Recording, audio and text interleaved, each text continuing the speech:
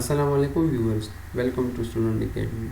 Viewers, आज 4 tutorial है about hard disk partitioning. ठीक है, इससे पहले वाले 2-3 लेक्चर्स में हमने कंप्यूटर के अंदर हार्ड डिस्क के पार्टीशंस के बारे में पढ़ा था और फर्दर उसके ऊपर जितने ऑपरेशंस होते हैं वो हमने देखे थे। ठीक है व्यूवर्स, आज के ट्यूटोरियल में हम ज़रा एडवांस टॉपिक्स के बारे में पढ़ेंगे कि हार्ड डिस्क के अंदर मतलब पहले कौन सी टेक्नोलॉजी यूज़ होती थी, ठीक है, और अभी कौन सी नई नई टेक्नोलॉजीज़ आ गई हैं और उसको हम किस तरह यूटिलाइज़ कर सकते हैं और उसके अंदर क्या क्या फीचर्स हैं।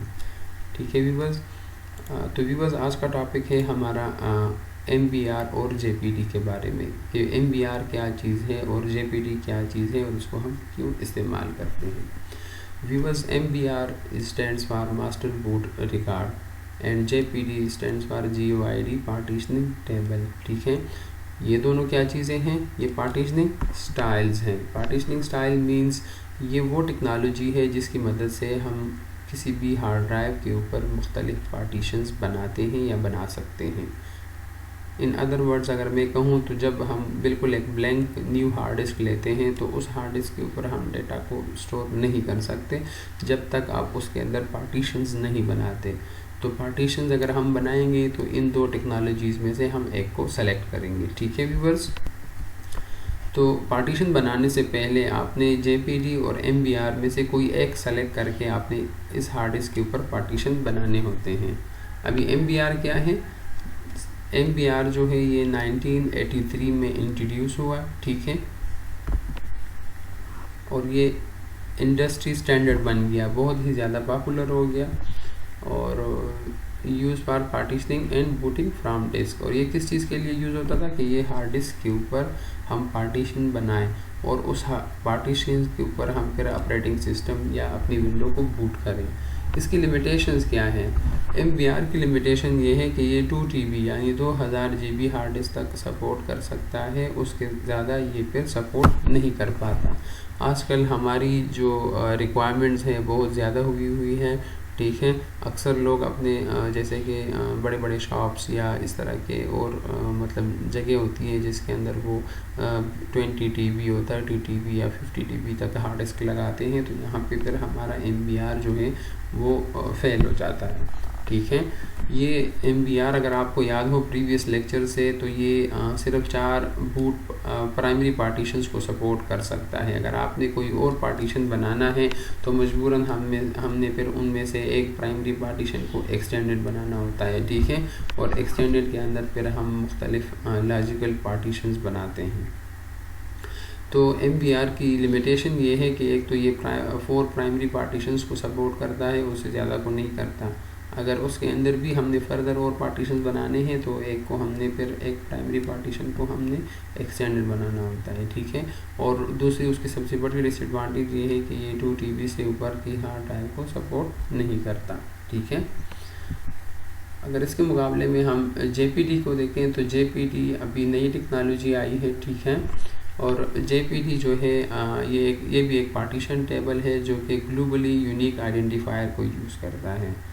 मतलब ये एक ऐसा स्ट्रिंग यूज़ करता है जो कि दुनिया के अंदर अगर कोई और हार्ड डिस्क है तो उसके अंदर उस पार्टीशन की ये ID नहीं होगी, कोई और होगी, यूनिक ID यूज़ करता है।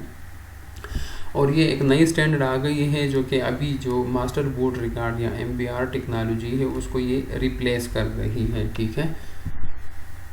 और ये क्या है? ये UEFI के साथ एसोसिएटेड है। UEFI एक न्यू टेक्नोलॉजी आई है, इंशाल्लाह इसको हम नेक्स्ट लेक्चर में पढ़ेंगे कि ये क्या चीज़ है और उसका क्या फ़वाइद है और किस तरह हम यूज़ कर सकते हैं। लेकिन अगर मैं आपको शॉर्ट बताऊं तो ये UEFI जो है ये एक नया स्टैंडर्ड आ गया है जो कि हमारे बायोस को रिप्लेस कर रहा है, ठीक है। तो JPD उसको सपोर्ट कर रहा है। जितने भी नए सिस्टम आ रहे हैं उन सब के अंदर UEFI की टेक्नोलॉजी बिल्टन होती है। इसी तरह इसके अंदर कोई साइज़ लिमिट नहीं है, आप जितनी चाहे बड़ी हार्ड डिस्क लगा सकते हैं, जितनी चाहे उसके अंदर बड़े से बड़ी पार्टीशंस को बना सकते हैं, ठीक है। आपकी जो पार्टीशन का साइज़ है, ठीक है, और मतलब उसके अंदर कितने पार्टीशन बनाने हैं, तो वो डिपेंड करता है आपके ऑपरेटिंग सिस्टम के ऊपर और उसके फाइल सिस्टम के ऊपर। जैसे कि अगर फॉर एग्जांपल मैं बताऊं तो हमारी जो विंडोज़ ऑपरेटिंग सिस्टम है वो 128 पार्टीशन JPD ड्राइव के ऊपर सपोर्ट करती है, ठीक है। 128 बहुत ही ज़्यादा मतलब नंबर ऑफ़ पार्टीशंस हैं, चाहे जितनी भी आपकी बड़ी हार्ड डिस्क हो और उसके अंदर आप जितने भी पार्टीशंस बनाएं, 128 मेरे ख्याल में बहुत ज़्यादा है, ठीक है। इसके अलावा इसके अंदर हमने कोई एक्सटेंडेड पार्टीशन नहीं बनानी होती, ठीक है। और JPD की सबसे बड़ी एडवांटेज जो है, अगर आपकी डेटा करप्ट हो जाए तो ये CRC की मदद से उस डेटा को ख़ुद ही चेक करके उसको वापस रिकवर कर सकता है। ये इस तरह कुछ काम करता है कि CRC साइकिल रिडंडेंसी चेक ये मुख्तलिफ जगहों पे हार्ड डिस्क के ऊपर ये स्टोर कर देता है, और जब भी ये ऑन होता है, ठीक है, टाइम टू टाइम, तो ये क्या करता है, ये उस CRC को चेक करता है, ठीक है। अगर डेटा ठीक है तो ये ऑन हो जाता है, अगर डेटा ठीक नहीं है तो पहले अपने आप को वो रिकवर करता है उस CRC की मदद से, फिर जाके ये बूट ऑप्शंस की तरफ जाता है। तो व्यूअर्स, ये इन्फो थी अबाउट JPD एंड MBR। अब ये काम किस तरह करता है मैं अभी आपको एग्जांपल के थ्रू बताता हूँ। व्यूअर्स, जब हम बिल्कुल एक नया ब्लैंक हार्ड डिस्क लेते हैं, ठीक है, बिल्कुल नई हार्ड डिस्क, और उसको अपने सिस्टम के साथ कनेक्ट करते हैं, जैसे कि मैंने यहाँ पे एक हार्ड डिस्क अभी कनेक्ट की है, मैं माई कंप्यूटर के ऊपर राइट क्लिक करता हूँ, ठीक है, मैनेज ऑप्शन के ऊपर जाता हूँ, ठीक है, ये हमारा डिस्क मैनेजमेंट कंप्यूटर मैनेजमेंट खुल गया। इसके अंदर आप डिस्क मैनेजमेंट के ऊपर क्लिक करें तो यहाँ पे देखिए मैंने बिल्कुल एक नई हार्ड डिस्क लगाई है। जैसे ही मैंने डिस्क मैनेजमेंट खोला, मुझे यहाँ पे एक मैसेज आ गया। प्रीवियस लेक्चर्स में अगर आपको याद हो तो हमने 50 GB की हार्ड डिस्क लगाई थी, उसके अंदर हमने मुख्तलिफ पार्टीशंस बनाए थे, ठीक है, ये मेरा नज़र आ रहा है। अभी मैंने चूँकि अपने सिस्टम के साथ नई हार्ड डिस्क लगाई है तो उस हार्ड डिस्क का नाम है डिस्क 1, ठीक है।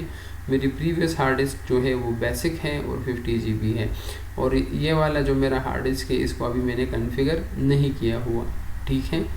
तो जैसे ही मैंने हार्ड डिस्क लगाया, कंप्यूटर मैनेजमेंट के अंदर गया, तो इसने मुझे वार्निंग दे दी, एक मैसेज दे दिया डिस्क 1 के बारे में, ठीक है। ये देखिए डिस्क 1 के बारे में इसने मुझे एक ऑप्शन दे दिया और मुझे बता रहा है कि आया आपने पहले इस डिस्क को इस्तेमाल करने से पहले, इसके अंदर पार्टीशंस बनाने से पहले, ठीक है, इसके अंदर कोई पार्टीशन भी अभी नहीं बनी और ना भी बना सकता हूँ, ठीक है। मैं सपोज मैं इसको क्लिक कैंसिल करता हूँ ना, यहाँ पे मैं राइट क्लिक करता हूँ तो मैं न्यू सिंपल वॉल्यूम या पार्टीशन नहीं बना सकता, ठीक है।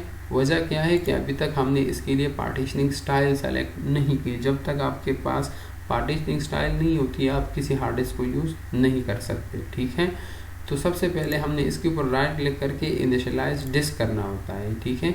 तो यहाँ पे जब इनिशियलाइज डिस्क का वो मैसेज आ जाता है तो फिर विंडो खुल जाती है, तो उसके अंदर हमें बता रहा है कि डिस्क 1 को आपने किस टेक्नोलॉजी की मदद से इनिशियलाइज करना है, MBR यानी मास्टर बूट रिकॉर्ड के थ्रू या JPD GOID पार्टीशनिंग टेबल के थ्रू।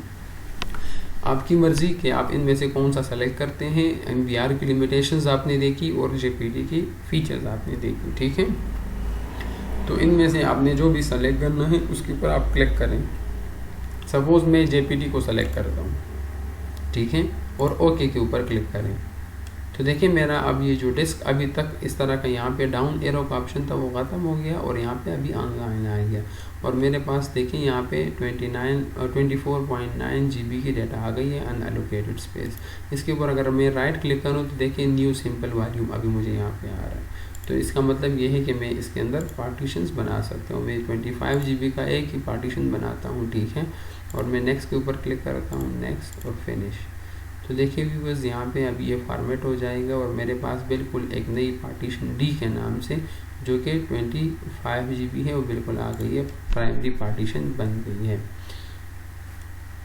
व्यूअर्स, तो ये था हमारा लेक्चर इन दो टेक्नोलॉजीज़ के बारे में कि MBR और GOID क्या चीज़ है, इन दोनों में क्या डिफरेंस है और क्या क्या लिमिटेशंस हैं। उम्मीद है आपको हमारा ये ट्यूटोरियल पसंद आया होगा।